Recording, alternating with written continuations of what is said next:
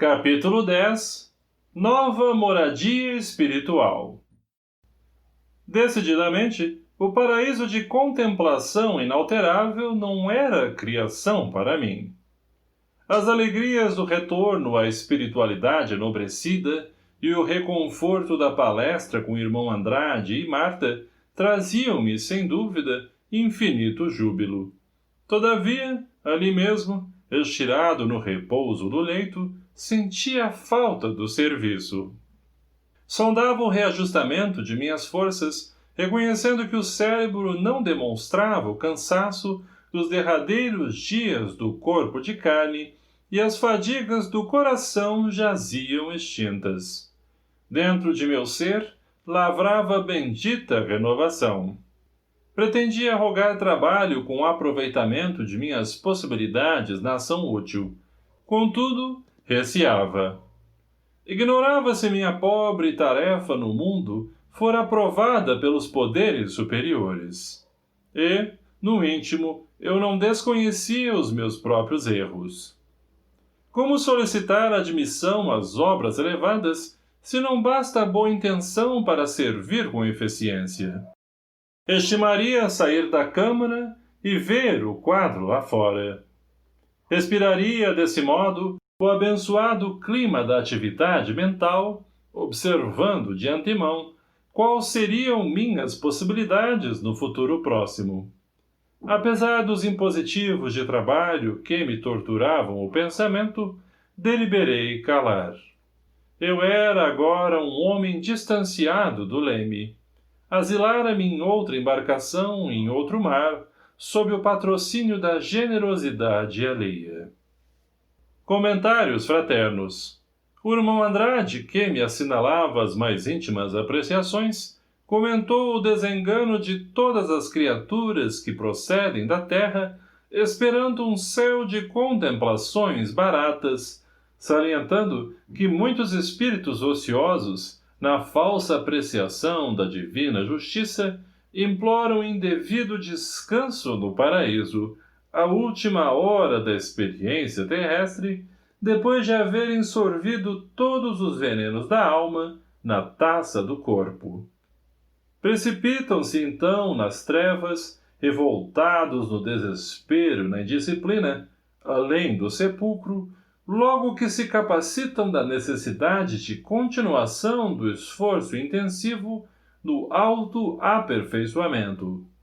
Muitos irmãos infelizes, nesses protestos inúteis contra as leis universais, caem presas de temíveis organizações de malfeitores desencarnados, aprendendo aflitivamente a desfazer os grilhões pesados da ignorância e da má-fé, ao contato de entidades cruéis que os dominam, por tempo indeterminado, qual ocorre na esfera carnal aos homens rebeldes e ingratos, que pagam alto preço pelo reajustamento espiritual de si mesmos na estrada escura da desarmonia e da desilusão. Considerou comigo os imperativos do serviço e, fazendo-me rir de contentamento, notificou que a minha colaboração seria examinada na primeira oportunidade, aconselhando-me, todavia, muita meditação e muita calma, a fim de não reentrar nas construções da espiritualidade com os prejuízos da luta humana. Porque lhe perguntasse pelo julgamento de meus atos, respondeu que a morte não nos conduz a tribunais vulgares e, sim, à própria consciência, e que, dentro de mim mesmo, encontraria, de acordo com os conhecimentos evangélicos auridos no mundo, os pontos vulneráveis do meu espírito, de maneira a corrigi-los. Corei, sinceramente, ao registrar-lhe as observações. Atenuando, no entanto, o choque com que me beneficiava, esclareceu que os desencarnados totalmente extraviados não conseguiam acesso até ali, e que, não obstante entregue ao meu próprio julgamento, um amigo de mais alto viria ajudar-me a recompor o sentimento e o raciocínio. Intrigado por não ouvir o nome do benfeitor anunciado e não desejando ser indiscreto, perguntei ao irmão Andrade se ele mesmo não poderia auxiliar-me em semelhante juízo, ao que replicou, sorrindo. Como assim, Jacó? Também eu estou lutando comigo mesmo. Não posso. Ante essa revelação de humildade, calei-me resignado. Na intimidade do lar.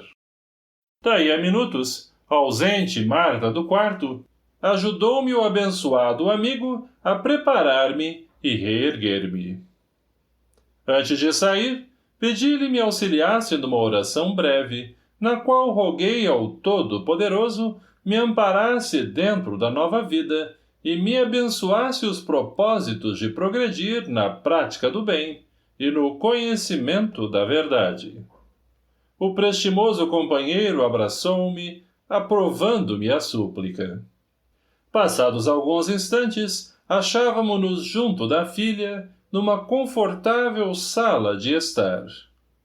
Com emoção, vi um retrato de família adornado de flores. Umedeceram-se-me os olhos ao identificá-lo. Como não recordar semelhante peça afetiva? Não registro a ocorrência pela sua afeição pessoal. Desejo apenas marcá-la para consolo de quanto supõe na morte uma derribada completa das doces alegrias familiares. A organização doméstica, na esfera elevada mais próxima do homem, é muito rica de encanto. Formulei indagações variadas em torno de parentes que eu esperava rever ao regressar. Para todas as interrogações, possuía a Marta uma resposta clara e feliz. Informou-me quanto ao destino de quase todos os laços do coração. Alguns associados de minhas experiências jaziam de volta às regiões da carne, disputando novos troféus de redenção, enquanto outros operavam em círculos distantes. Muitos deles, encarnados ou não, poderiam ser visitados por mim e me visitariam a seu turno. Reparando-me o interesse pelas novidades, mostrou-me a filha tudo o que representava o acervo da casa.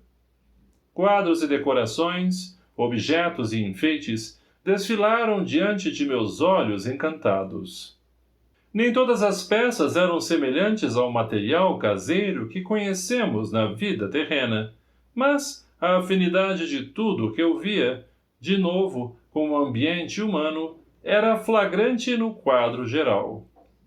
Deteve-se, contente, ante um piano de cauda, harmonioso e belo, mais completo que os do plano físico, afirmando, radiante, que ali mesmo tivera a satisfação de tocar para a mamãe, anos antes de minha vinda. Graciosa e meiga, executou para meus ouvidos uma área em que deixava transparecer sua extrema delicadeza filial e, talvez porque me visse os olhos marejados de lágrimas, recapitulando as emoções da paternidade terrestre, abandonou o instrumento e conduziu-me ao salão de leitura. Espantei-me ante o carinho com que eram conservadas as publicações. A arte gráfica atinge aqui uma perfeição que não pode ser avaliada na Terra. Os tipos são estruturados em material luminoso e as gravuras na cor natural parecem animadas e vivas. Folheei um volume de vastas proporções. Compunham-no recordações de Beethoven, destacando as lutas com que fora surpreendido no mundo para difundir entre os encarnados a mensagem musical dos planos superiores.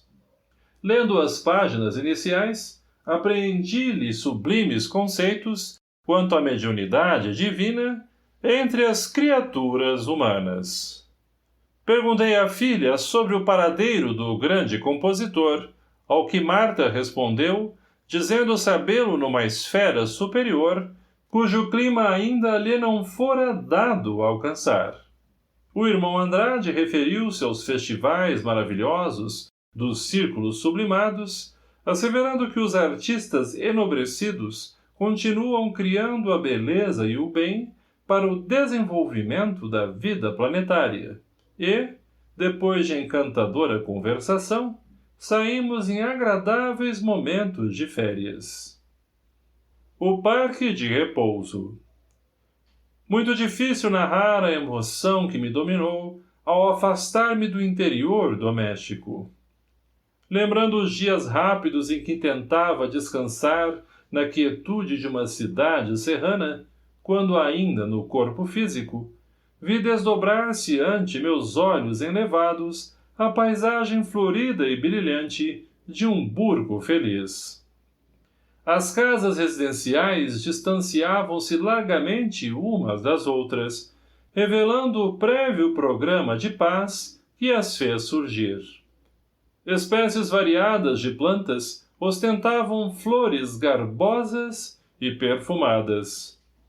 Estávamos numa extensa planície e, não longe, divisava o casario que se adensava. Respirávamos, certamente, nas cercanias de grande cidade do meu novo plano.